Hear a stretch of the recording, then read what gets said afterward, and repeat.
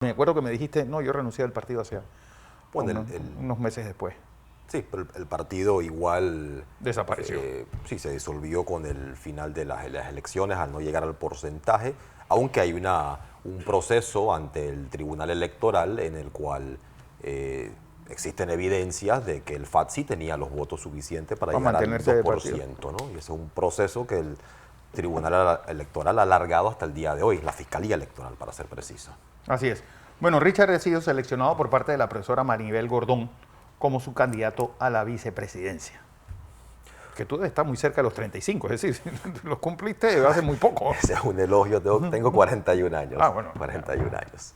Así que, bueno, una fórmula típica, es decir, de dos catedráticos, dos académicos, incluso fueron los que presentaron una especie de, no de plan de gobierno, pero sí un marco de lo que debe ser un gobierno de llegar ustedes a la presidencia. Efectivamente. Muchas gracias, Fernando, por la invitación. Un gusto compartir este espacio con usted, con el ingeniero. Para mí, primero que todo, ha sido un honor que Maribel Gordón me haya designado, en conjunto con los demás dirigentes de los movimientos sociales, que me haya designado como su candidato a la vicepresidencia, para acompañarla en esta fórmula camino a las elecciones del 2024 y a lograr que por primera vez tengamos al propio pueblo en el gobierno, en el Estado.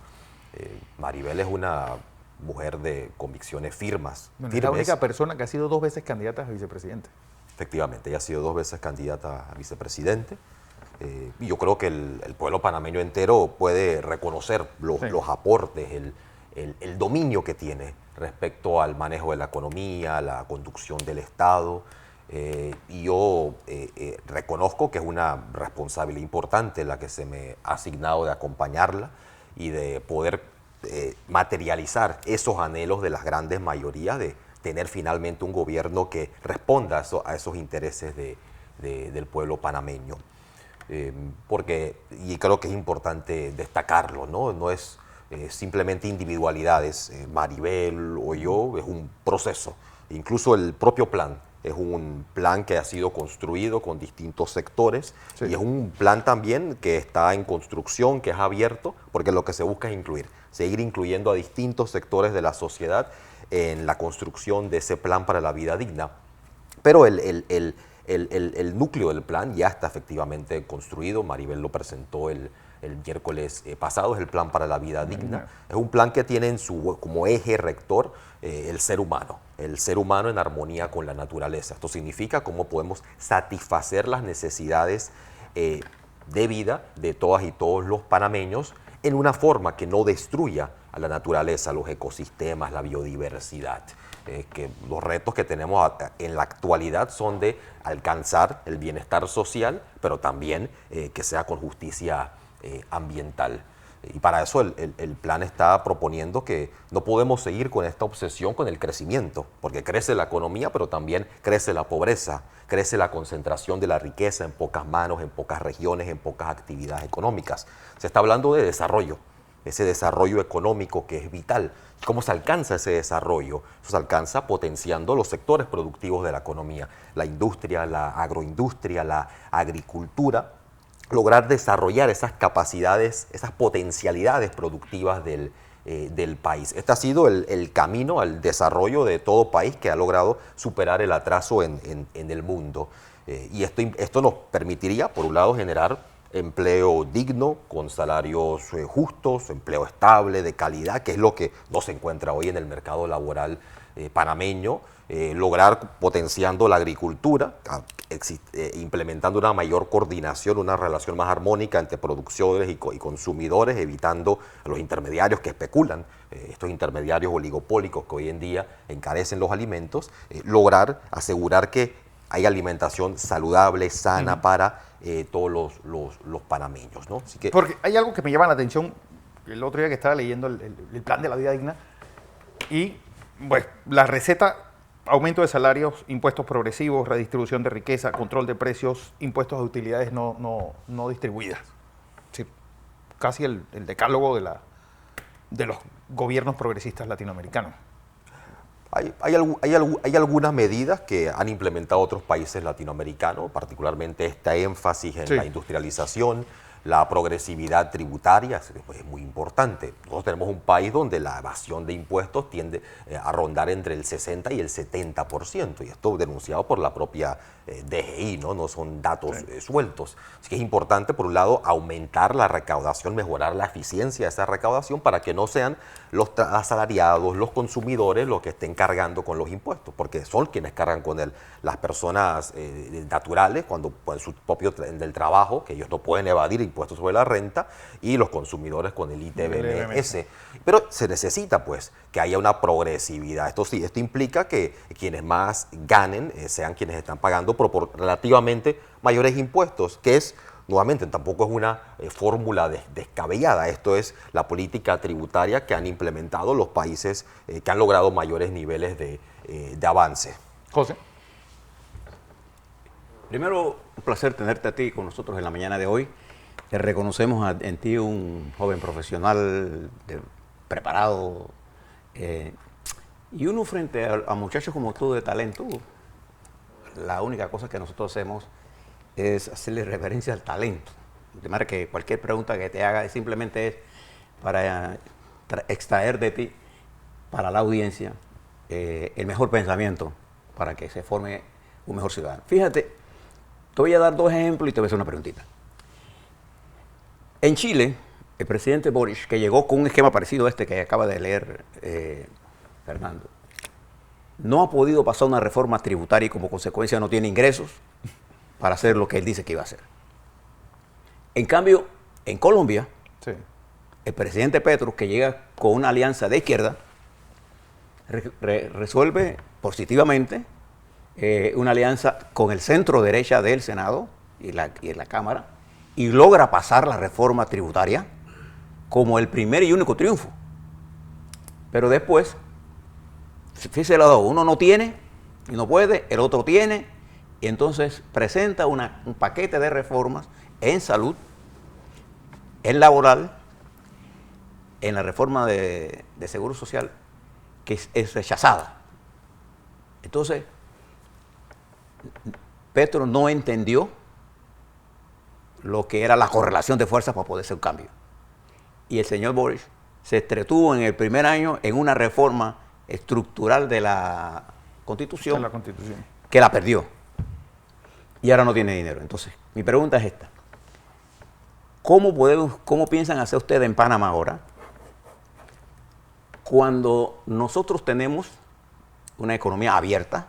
Si hay alguna cosa en Panamá que es importante, es nuestra posición geográfica. En estos días te escuché hablar, no era tercera persona, le escuché que tú estabas opuesto a la presencia militar de los Estados Unidos en Panamá y en medio de un conflicto global, ¿cómo encaja todo esto? Cuando tú hablas de deuda, que hay que mejorar los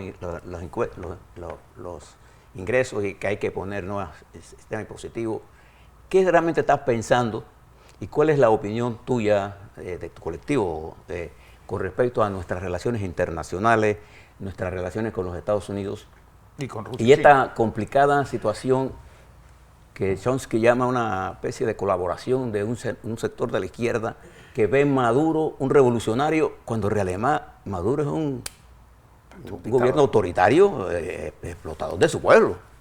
Eso es lo que es. Entonces, ¿cómo ve Richard esta situación?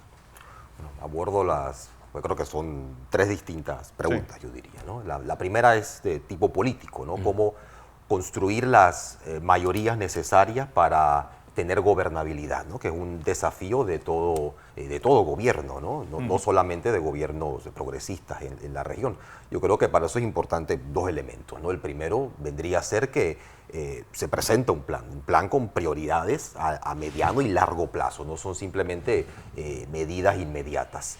Ese plan contaría con la inclusión de la ciudadanía, de la sociedad que ha participado en su construcción, que lo avalaría en una elección y se buscaría que los diputados, en este caso, que hayan sido electos, estén dispuestos a sumarse, a apoyar ese plan de manera abierta y transparente, sin importar cómo hayan, de dónde provengan, ¿no? De qué partidos, sean de libre postulación.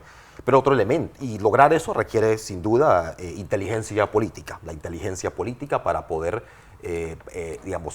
lograr esos niveles de apoyo, lo que definitivamente no sería lo que ha sucedido hasta este momento en Panamá, donde tenemos ejecutivos que compran al legislativo básicamente, y eso es una de las puertas a la corrupción del Estado, y aquí es fundamental que haya un adesentamiento del Estado. Ahora, el otro elemento es crucial, que es la propia sociedad. En la medida que hay un pueblo que está apoyando un plan para, ante una situación crítica que está viviendo el país, el apoyo de ese pueblo y de la sociedad a ese plan debe generar la presión suficiente para que los diputados puedan asumir su responsabilidad histórica, de que lo que está en juego aquí no es un gobierno más, sino que es el futuro de este país en un mundo que está cambiando. Ahora, yendo al plano internacional, ¿no? Ajá. Yo creo que es vital reconocer que Panamá y su economía juega un papel importante en el comercio mundial, además de en el mundo de las finanzas, en el transporte, y es una economía que depende de su integración dentro del mercado mundial. Pero ahí es clave poder definir de qué manera se integra. Y por eso cuando se está hablando de potenciar los sectores productivos, de lo que se está hablando es que no se puede mantener esa marginación dentro de la economía panameña, que actualmente tiene el Canal de Panamá y su sistema logístico en general, que no está integrado con el país, no está integrado con las distintas regiones, con el interior del país, con las comarcas. ¿Cómo podemos dar una mayor integración, ¿no? Romper con esta lógica de enclave que ha perdurado y ha sobrevivido incluso a la recuperación de la soberanía nacional en Panamá? Y eso pudiera definir entonces que el aprovechamiento de la posición geográfica para el beneficio nacional. Es el reto de esa integración de ese sistema de transporte que se pueda lograr integrar con la industria, con la productividad. Y esto es vital porque en los cambios que estamos viendo en el mundo es que ese modelo económico panameño está hoy en día agotado. Y hay señales que vienen de afuera, ¿no? Uno ve la competencia que hay, por ejemplo, en México con el corredor de Tehuantepec, que está armando todo no solamente un canal seco, sino todo un entramado industrial alrededor de ese canal seco. Hay otros canales secos en Centroamérica, en Colombia. Vemos el problema que tiene el canal de Panamá ahora mismo con el agua, y el impacto del cambio climático. Pero es que sobre hay eso. algo que el próximo gobierno además de los problemas estructurales de educación, salud, infraestructura y seguridad, hay tres decisiones que tiene que tomar el próximo gobierno. Uno, el IBM. Dos, la crisis migratoria que seguirá. Y tres, cómo se va a proveer de agua al Canal de Panamá. Sí, estas son las misiones que va a tener el próximo gobierno, son esas tres. ¿La han visto ustedes? ¿Cuál es la forma más lógica de proveer de ese agua al Canal de Panamá? No, ahí sería una respuesta, creo que definitivamente técnica, ¿no? Es una que, hasta donde tengo entendido y creo que se ha informado el país, se hizo una contratación del Cuerpo de Ingenieros de Estados Unidos, que deben estar estableciendo un estudio. Espero que sea un estudio que se comparta con el país para que podamos evaluar si la decisión que se tome respecto a la provisión del agua ha sido una decisión sobre bases objetivas. En cuanto al programa de invalidez, vejez y muerte, y ahora regreso a la pregunta militar, que yo sé que no quiero evadir las preguntas, yo creo que es importante responderlas. Ahí se ha hablado definitivamente de que requerimos una seguridad social solidaria, donde regresemos al sistema de beneficio definido. Hay una propuesta clara, algo que los demás candidatos hasta el momento no han establecido. Tienden a haber evasivas en torno a este tema, y hay evasivas también del gobierno nacional, que el gobierno actual tenía la responsabilidad de abordar este tema y lo ha eludido. En cuanto al tema el tema militar, Yo creo que es fundamental que Panamá pueda tener relaciones pacíficas con todas las naciones del mundo, relaciones de cooperación, de intercambio económico, y esto incluye tanto a Estados Unidos como a China, que son digamos, los dos países que están en el, bueno, que serían los protagonistas de esa gran tensión geopolítica que hay en la actualidad.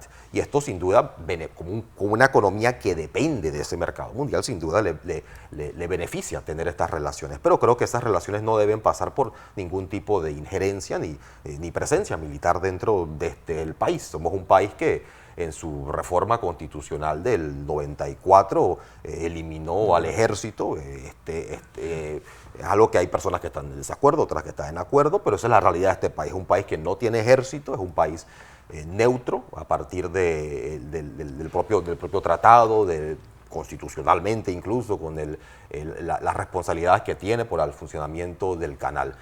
Y más allá de eso, incluso uno diría que tenemos una responsabilidad para ser un país que promueva la paz. Esto tiene raíces históricas, uno lo puede ver incluso en Panamá, en este rol anfictiónico, lo puede ver en Bolívar, o si queremos irnos a la nación, lo podemos ver en Justo Arosemena, ¿no? Que este sea un país que esté promoviendo la paz, y por eso la política exterior del Plan para la Vida Digna se centra en integración latinoamericana, pero integración para la paz. Unas preguntas para ver si logramos quitar un poco de miedos. Sencillas. Richard, en un gobierno de la profesora Gordón y tuyo, supongamos que ustedes ganan las elecciones. En ese gobierno tendrás cabida gente de la derecha empresarial, gente que no sea de izquierda, gente que sea sería el gabinete? ¿Será un gabinete compuesto por la izquierda solamente o será un gobierno compuesto por la policromía de la sociedad panameña? ¿Qué será?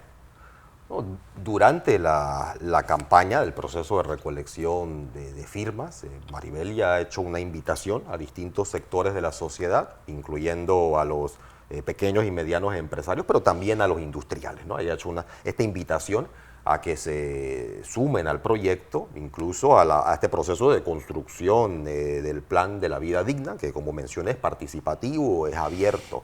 Sabemos que estos sectores son vitales, y si hay una estrategia y de desarrollo basado en la industria y la agroindustria y los agricultores, se requiere que estos sectores formen parte no solo de la construcción del plan, sino de un futuro gobierno.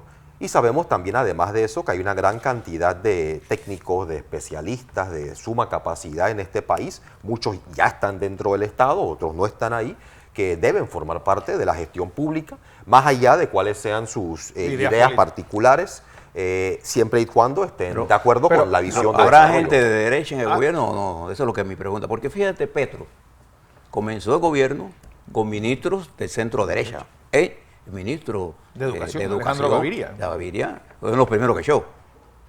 En el gobierno de ustedes, si ustedes ganan, ¿habrá gente de derecha? Porque cuando yo lo escucho, lo que más asusta a la gente es la ideologización de la respuesta. Por ejemplo, en esto que me acabas de responder con respecto a la presencia militar de los Estados Unidos, usted debe saber que nosotros tenemos el único tratado vigente en materia de Canal de Panamá, es el Tratado de Neutralidad. Y ese tratado le ofrece a los Estados Unidos una serie de conceptos para mantener, a petición nuestra, la seguridad del Canal de Panamá. No es Rusia, no es China. O sea, es lo que quiero que sepa. Y además el 60% de nuestro negocio marítimo viene de los Estados Unidos. Sí. Y el 15% y 15% con Japón, viene de Japón y China. O sea, tan importante es China como es Japón. Mi pregunta es, ¿cómo la gente nuestra le pierde el temor a esto de que un gobierno de izquierda o un gobierno de centro de izquierda? Porque al tenerle miedo a eso, le tenemos miedo a los cambios. Y entonces no necesariamente un cambio es una política de izquierda, un cambio bien implicado, sostenido en el tiempo, es una revolución. Sí. Yo plantearía, lo primero, destacaría nuevamente que la relación con Estados Unidos, la relación económica es importante, al igual que con las demás economías alrededor del mundo, aunque es importante diversificar, no tener estos niveles de dependencia, porque eso puede conducir a asimetrías, como la que estamos viendo actualmente con el problema con el Tratado de Libre Comercio y el hecho de la degradación de productos como el cerdo, el pollo y la carne, que va a impactar al campo panameño. Yo diría que en torno al Tratado de Neutralidad es importante destacar que este tratado no avala la presencia militar permanente estadounidense, sino simplemente en cuanto haya una amenaza. Lo que ha permitido esa presencia militar posterior son acuerdos, como el Salas-Becker, que se firma de los 90 en adelante, acuerdos que han sido demandados en distintos momentos ante la Corte Suprema, en la medida de que no debería haber ninguna presencia militar permanente externa en Panamá, bueno, y tampoco interna, incluso nacional. Y yo creo que también es importante dejar claro que yo soy alguien que ha estudiado en Estados Unidos, allá yo hice mis estudios superiores, tengo una muy buena relación con el pueblo estadounidense, por lo menos los lugares a donde yo hice mis estudios superiores. Y yo creo que lo que se está buscando aquí es establecer relaciones armónicas de respeto, de soberanía, la soberanía panameña, de la soberanía estadounidense, al igual que de los demás países de la región. Y claro que pueden existir tensiones, por ejemplo, el tema migratorio que mencionaste, Fernando, es un tema que puede generar tensión entre los países, entre los vecinos, en la medida de quién carga con los distintos costos. Particularmente. Eso requiere mucha cooperación, eso requiere ese proceso de integración latinoamericano del que hablaba, para que podamos tener una política migratoria unificada entre los distintos países. Te hago una pregunta sencilla, económica.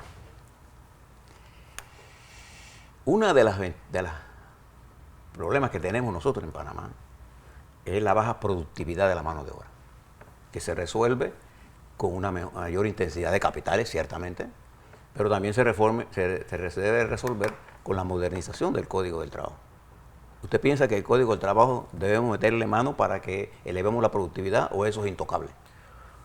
Yo creo que el principal problema de la productividad en Panamá es el atraso de nuestros sectores productivos. La clave de la productividad es la tecnología, Ahora, claro, eso implica que también necesitamos un sistema educativo que se oriente en función de esa estrategia de desarrollo nacional y social. Es decir, que las prioridades del desarrollo nos permitan reestructurar la educación.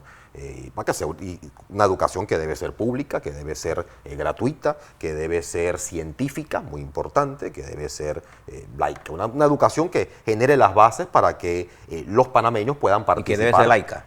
Es importante que se respeten todas las creencias. Fuera de eso también, parte de la crítica también que ha ido hacia ti es por tu apoyo en a la causa LGBTQ+. Es decir, ¿qué va a pasar con el matrimonio y el aborto en un gobierno progresista? Es un gobierno que respeta los derechos humanos. El Plan para la Vida Digna se basa en el respeto a los derechos sociales, económicos, culturales, ambientales. Y lo que se busca es que sea que logremos construir una sociedad incluyente. Esto significa que podamos elevar las condiciones de vida de todo el mundo. Claro. Que a la hora de adquirir un trabajo, trabajo estable, trabajo de calidad, que la etnia de uno, que el lugar de origen de uno no sea un impedimento para eso, que el género no sea un impedimento. Es decir, y creemos que hay que lograr unidad en este país, en una dirección, con un plan para poder caminar hacia el futuro, ¿no? Así que estamos planteando en el Plan para la Vida Digna esa garantía de los derechos humanos. Bueno, habrá en un gobierno encabezado por la profesora Gordón y por Richard Morales, ¿habrá un cambio en nuestra política monetaria? ¿Estaremos buscando cambiar el sistema de dolarización de la economía por un farallón o por un taboga? No es un cambio que está contemplado por el momento dentro del plan. Un cambio monetario es algo, para toda sociedad que lo acomete, es algo traumático, ¿no? Es un problema complicado y hay otras prioridades en este momento, ¿no? Y precisamente haciendo un puente a una pregunta anterior, digamos, cuando uno analiza los problemas que tiene Chile en este momento, ¿no? O los problemas de Colombia, mucho tiene que ver incluso con factores ajenos a su control, ¿no? Es decir, este aumento de las tasas de interés en Estados Unidos, que a la vez lo que ha provocado es un movimiento de capital hacia Estados Unidos buscando esas tasas y a la vez una desvalorización de monedas latinoamericanas, el peso chileno, colombiano, pero también un encarecimiento de la deuda. Y ese es un problema que también está afectando Panamá. Si uno compara las tasas de interés que tiene que pagar Panamá en los bonos recién contraídos, son mucho muy superiores a las de años anteriores. Es decir, la deuda nueva es mucho más cara que la deuda anterior. Y este es un problema que va a tocar afrontar. De la más baja afrontar. de la región. No, el peso de la deuda, está hablando es de la contratación de Yo la deuda. le quería decir algo. Yo estoy siguiendo muy de cerca lo que está pasando en Guatemala. Particularmente por lo que está haciendo Bernardo Arevalo, que le recomiendo a la profesora y a usted que se lean el plan de gobierno de él y cómo lo están tergiversando. Le estoy tomando preguntas de los análisis que he hecho de esto. Cuando yo siembro el miedo, siembro la primera estaca de la ignorancia, porque uno va a estudiar para tener dudas razonables, Claro. no para tener miedo. Entonces, nuestro país es un país de muchachos jóvenes como ustedes, que tenemos que desarrollar mucho el empresariado, sobre todo para la tecnología. Nosotros necesitamos pequeñas y medianas empresas, pero que necesitan flexibilidad laboral, que no la da el Código Laboral. Entonces, eso es lo que conecta a los jóvenes con el empleo de alta remuneración. Usted debe saberlo porque usted viene de la generación tecnológica, nosotros no. Trabajamos en ella, Sí. pero ese es un punto que le recomiendo que lo mire, y mire lo que está pasando en Guatemala, en ese debate tan duro y tan cruel, porque si hay una cosa que caracteriza a este país, Guatemala es una oligarquía implacable Esa era en la la transformación. Así es. Richard, un placer haberte tenido aquí. Richard Morales, vicepresidente, candidato a vicepresidente de la fórmula de libre postulación de la profesora Maribel Gordón.